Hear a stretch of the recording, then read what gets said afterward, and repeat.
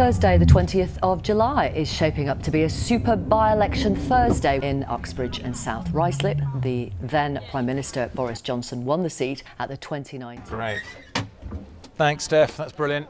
Hello. Hi, Ed. And I'm going to stand as the candidate here. Okay. Ed Gemmell must have known the scale of the challenge faced by his fledgling climate party. But he could hardly have guessed that this by-election would unleash a political firestorm, one that could threaten the future of Britain's support for the whole green agenda.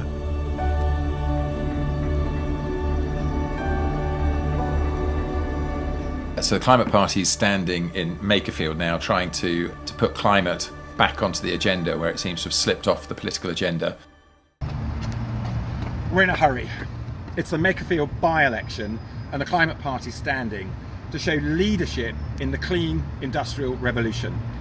Britain needs money, we need jobs, and we need to get rid of this cost of living crisis. And to do it, we need a plan. The Climate Party's got the plan and the vision. The clean industrial revolution worldwide, the net zero sector, it's been growing at 15% a year for a decade. Money's lying on the ground, opportunities all around us, we've just got to grab it. We need to lead this new clean industrial revolution, bring forward our net zero target so we're ahead of the rest of the world, and then we can see the growth that Britain needs for everything we need to happen in this country.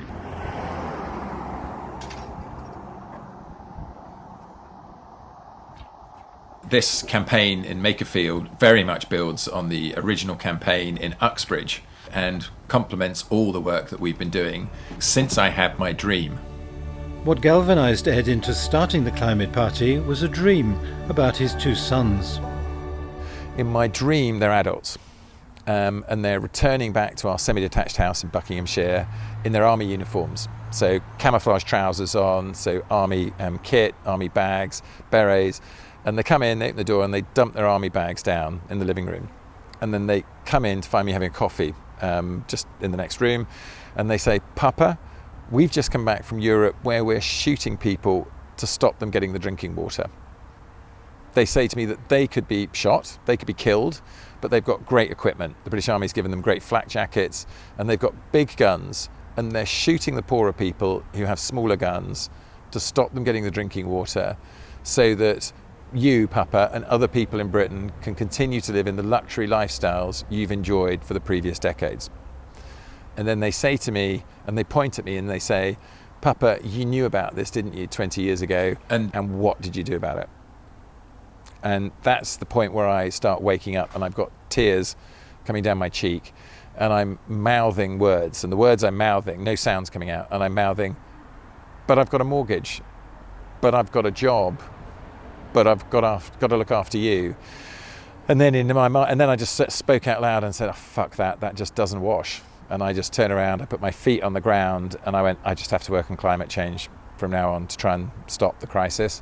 And as I got up to walk to the door in the bedroom, in my mind I was thinking, better to be a poor man or a beggar on the streets of a world that survives and is stable, rather than be trying to become a rich man in a world that is disappearing. And then I just worked on climate from then. And then I became an immediate sponge for all of that information that I'd been ignoring for the period before. So all the scientific information, and I suddenly thought, oh my goodness, I didn't realise there was so much information out there about it. And it was particularly the world scientists' warning to humanity. And I was absolutely struck by the fact, how is it possible that I'm acting like I am or have been for the previous years, and yet 15,000 scientists have told us we need urgent action and we should have done it yesterday. Yes, I mean, if you look at the chart here, you see the red, the extreme heating of the Earth. So Ed is quite correct in focusing with the Climate Party on climate as a single issue. This is the foundation of life on Earth. Our first election for the Climate Party. We're here, we're off the mark. Let's go. Hooray! The writer and climate campaigner George Marshall had long come to the same conclusion: the urgent need to take the climate message well beyond the usual left-wing bubble.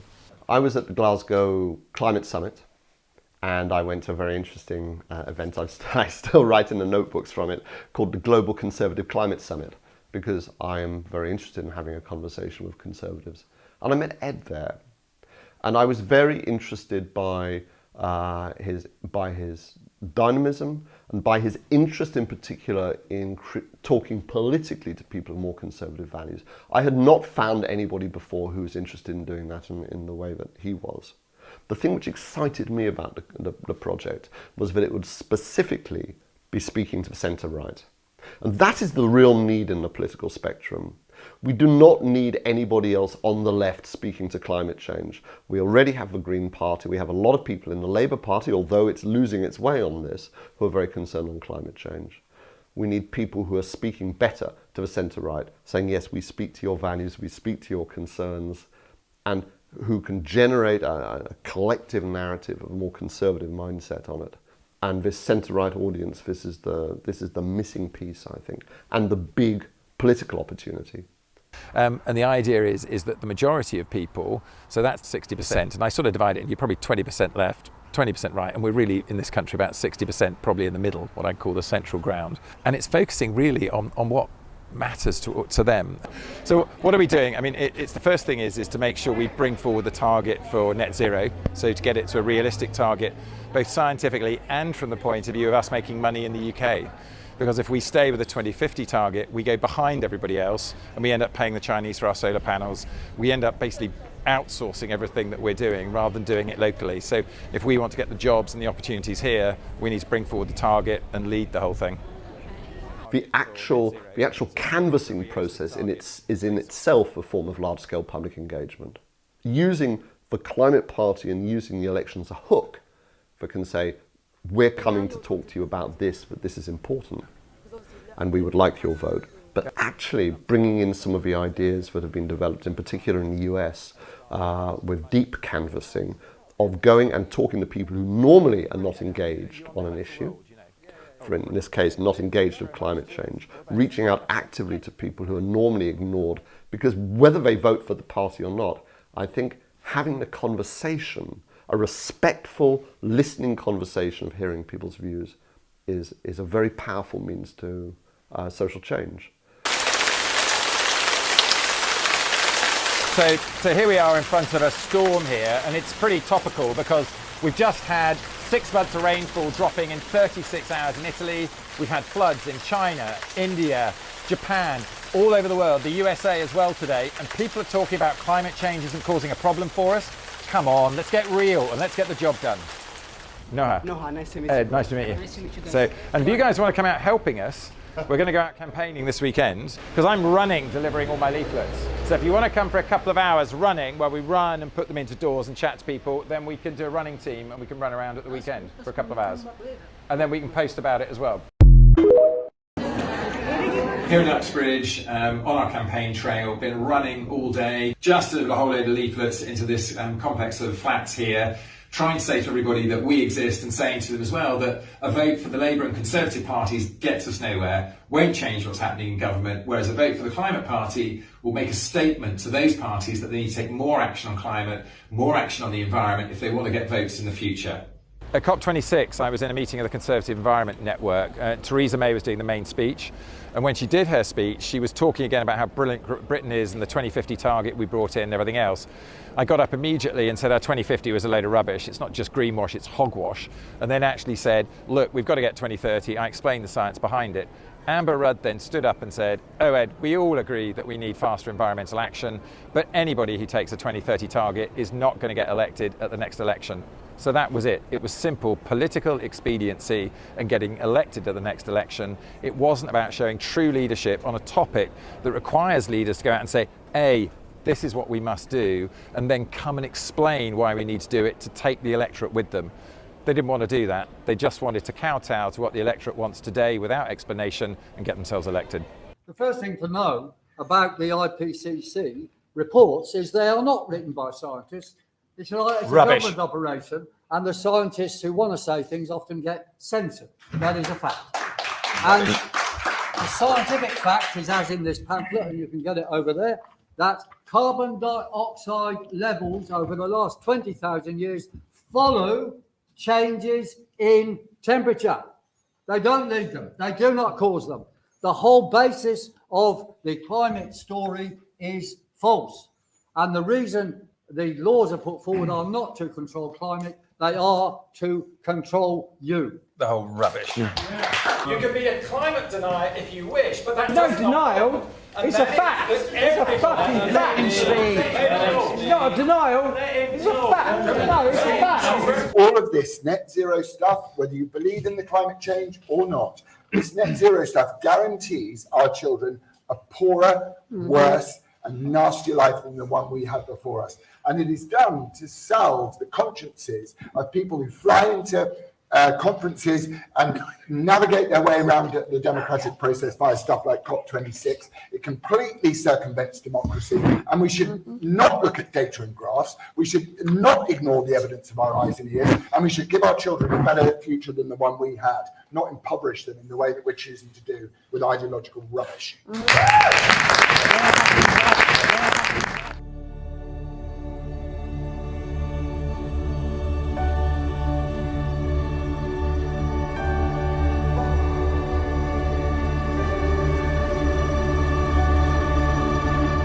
This is where we're all going, whether we like it or not, and whether we are the term climate denier, climate skeptic, worried about a slightly warming planet, or whether we actually accept that the tens of thousands of scientists who signed the Great Warnings to Humanity, the hundreds that have written the IPCC reports might be correct. And let me just give you a suggestion. The sort of people that say the things that you have just said, do they go to their doctor, oh, by the way, a scientist, and then the doctor says to them, oh, for goodness sake, you're going to die if you don't stop drinking and smoking. I give you a year. And then you go, oh, hang on. No. I absolutely don't believe that. So when we're talking about climate skeptics, those are the people that say to the tens of thousands of scientists that write all of these reports to us, and we're going to say, oh, we don't believe you. It's all a hoax. You're having a fucking laugh. Let him speak. You're having a fucking laugh. Here in Britain, the current government does not have a single penny dedicated to public awareness raising around climate change educational public engagement. But the model that we can draw on, and very strong and recent in policymakers' minds, is of course COVID, where hundreds of millions were spent in Britain on generating public awareness and understanding of the issues, its causes, what people needed to do, and having conversations at all levels, both at a national level, but within the workplace, within the community on COVID. So we know we can do it.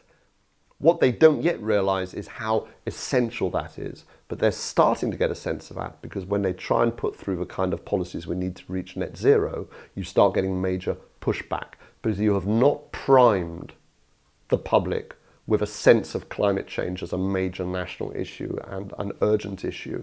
And so people are fighting very much over the small-scale issues of how it affects their lives. So not surprisingly, they're saying, well, why are you telling me what to do with my house, with my car, with my life? The only thing we need people here to know is actually know we even exist. They don't have to know nothing about us. If 60,000 people could name the climate party exists at the election, we've done the job. No, I didn't know there was a climate party, no. Oh, okay. Would you vote for them? Maybe I'd have to look at the key points and things, but yeah, maybe. I want something completely different to Boris Johnson. Right. I thought people of Uxbridge would be really let down by Boris. Climate issues? Is that important to you? It is important to me, but at the moment I think I'm going to have to go with someone who's got a chance of winning. I'm a business owner, so ideally I should be supporting Conservative, but it's never the case. Climate Party, yeah, but I haven't got enough knowledge to actually comment on them. I'm voting Green. You've got to vote Green, because if you vote any of the major parties, they're not dealing with the matters that we need dealt with. The Climate Party, yes, there's lots of people we agree with on a lot of things, but they're not local. Labour. Why? I think that the Climate Party is more situated on actual environmental things, and rather less than thinking about what the people need. So I think that it won't really have a chance. We have been very clear, though, about why we're in this, and we're in this to change people's perception, to change what people are going to be doing, and particularly to press those major parties to bring forward their targets on climate, both from the scientific point of view and from the commercial opportunity point of view. We haven't been going out to say that we're intending to get massive number of MPs in Parliament. That doesn't mean it's not an aim. What it means is the first thing we want to do is get those two parties, put pressure on them, get them to bring their targets forward. And the second thing is to change completely the media dialogue, the way people talk about it. We want people to talk about climate as the number one thing they talk about, not just from the point of view of the catastrophe that's coming if we don't act, but also the opportunity. And that very simple message that we were putting out on the street, which is 40 years we've been offshoring our industry. Here is this huge commercial opportunity coming, 149 countries already going in this direction, 92% of world GDP targeted on getting to net zero and towards sustainability. And that is so obvious that it's coming down the track. We should take advantage of it and get money back into the pockets of people in Britain and back into British industry. What I heard on the doorstep, and I heard it regularly, it stunned me when I first heard it, was that people were saying, I would do it if my neighbour was doing it. I'd do it if we're all doing it. And I didn't get it to begin with the first dozen times I heard it, but by the 50th time I heard it, and this was during the council elections, I started to understand it. And it's very much like in COVID. Once we were all told to put our masks on, I'm not saying that some people didn't do it, but the majority of people did it. And why? Because they didn't want to let the team down. Because we're all on a team together, national mission or local mission, and we're all doing it together. And that's why people do stuff. That's why you need government legislation, council legislation, to bring these things in so that people can get behind it as a team, because most people want to do it if they think they're all in it together. And I think that can happen. So I think even under this electoral system, I believe that whether it's in my own constituency or in some of the others, we could do that. We could win seats, but it'll be that moment, that tipping point within the political process where people want to join the team because it looks like it's a winning team. So after my dream with the boys, where they asked me what I did 20 years ago when I knew what was happening, and I now imagine myself 17 years in the future, answering them, I'll say, I put everything into it. Absolutely everything. I didn't worry about earning money or where the money came from. I didn't worry too much about my health. I didn't worry about anything at all, except for getting it right for you in the future. And so that when eventually you looked me in the eye and asked me the question, I could say I gave it everything.